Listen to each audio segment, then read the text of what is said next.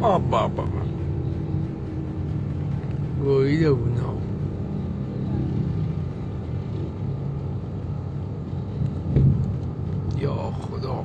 O Irã gastou 47 anos e 200 bilhões de dólares construindo sua força aérea e sistemas de defesa aérea. Mas os Estados Unidos e Israel levaram apenas algumas horas para destruí-la completamente. Em uma demonstração chocante de total domínio aéreo, agora temos imagens de um avançado F-35 facilmente derrubando um jato de treinamento iraniano de 30 anos do céu como se fosse uma mosca. Dê uma olhada.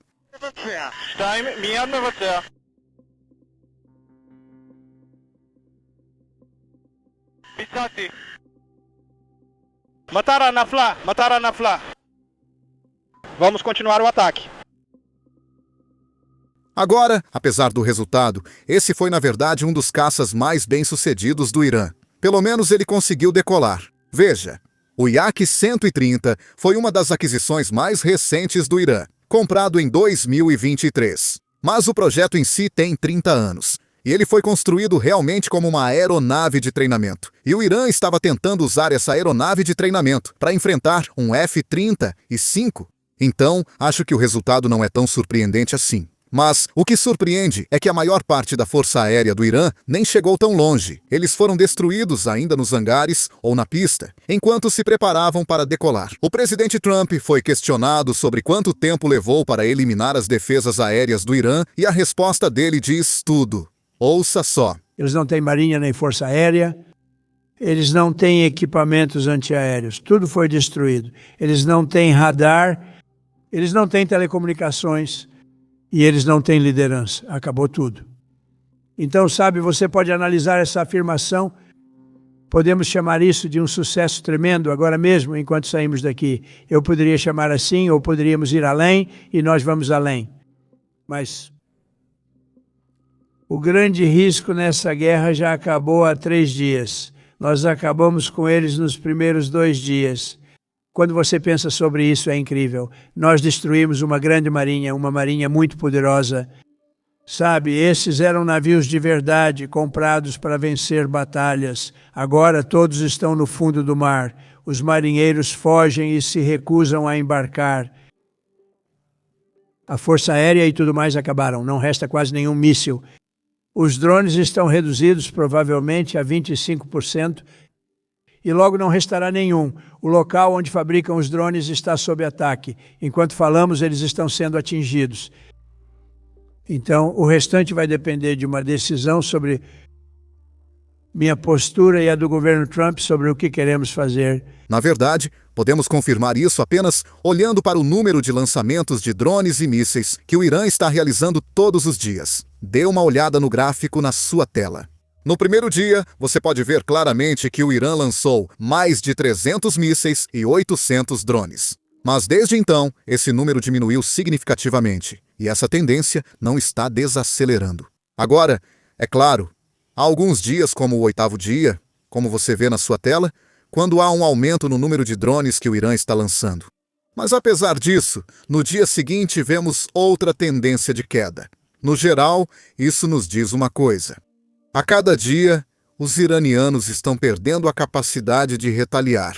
Aqui temos o General Kane explicando exatamente como os Estados Unidos conquistaram a superioridade aérea e como estamos usando isso para garantir que o Irã não tenha essa capacidade de atacar nações terceiras ou neutras. Ouça só. Desde nossa última atualização, o CENTCOM continua avançando na frente sul. Até agora, eles já atingiram mais de 5.000 alvos.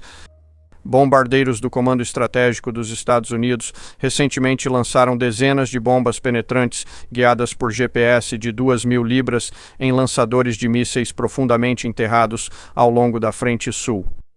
Também atingimos várias fábricas de drones suicidas para atacar o núcleo da capacidade autônoma deles. E, claro, junto com nossos parceiros regionais ao longo da Frente Sul, continuamos a realizar interceptações contra drones de ataque unidirecionais usando caças e helicópteros de ataque.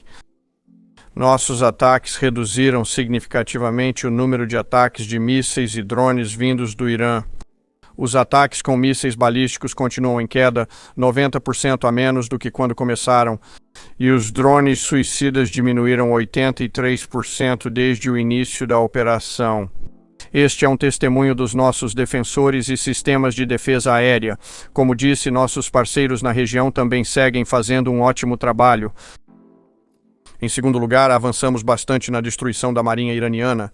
Nos primeiros 10 dias do conflito, mais de 50 navios de guerra iranianos foram inseridos na campanha usando uma combinação de artilharia, caças, bombardeiros e mísseis lançados do mar. Como o almirante Cooper disse na quinta-feira, afundamos um navio porta-drones iraniano e o CENTCOM dos Estados Unidos segue caçando e atacando navios minadores e instalações de armazenamento de minas. Esse trabalho continuará. Em terceiro lugar, conforme nossos objetivos, iniciamos ataques ao complexo militar e industrial do Irã, novamente focando nos centros de gravidade para agir antes dos atiradores em campo, a fim de negar a eles a capacidade de continuar produzindo esses drones de ataque unidirecionais. Agora, deixe-me guiá-lo pela linha do tempo que o General Kane compartilhou no gráfico que ele mostrou. Mas antes disso, só um lembrete rápido para você curtir e se inscrever no canal aqui embaixo. Isso ajuda bastante no algoritmo. Agora, observe o gráfico. Na parte inferior está a linha do tempo. A operação iniciou em 28 de fevereiro. No dia 1º de março, cerca de 40 a 42 horas depois, Israel já tinha superioridade aérea sobre Teherã. No dia seguinte, os Estados Unidos enviaram sua frota de bombardeiros, B-2, B-1 e B-52. E no dia seguinte, a marinha iraniana desapareceu do Golfo Pérsico, do Estreito de Hormuz e do Golfo de Omã. Desde então, mais de 50 navios da marinha iraniana foram afundados e a intensidade não está diminuindo. O secretário de Defesa, Pete Hegseth, anunciou que as próximas 24 horas serão as mais intensas de toda a operação. Mais bombardeiros, mais caças, mais de tudo. Ouça só. Hoje será mais uma vez o nosso dia mais intenso de ataques dentro do Irã. O maior número de caças, o maior número de bombardeiros, o maior número de ataques, inteligência mais refinada e melhor do que nunca. Então isso é por um lado. Por outro lado, nas últimas 24 horas, o Irã lançou o menor número de mísseis que conseguiu até agora. Apenas a bifurcação, apenas as tendências de que falamos no nosso primeiro briefing. Veja, isso não é 2003. Isso não é uma construção interminável de nações sob aqueles tipos de atoleiros que vimos sob Bush ou Obama. Nem chega perto.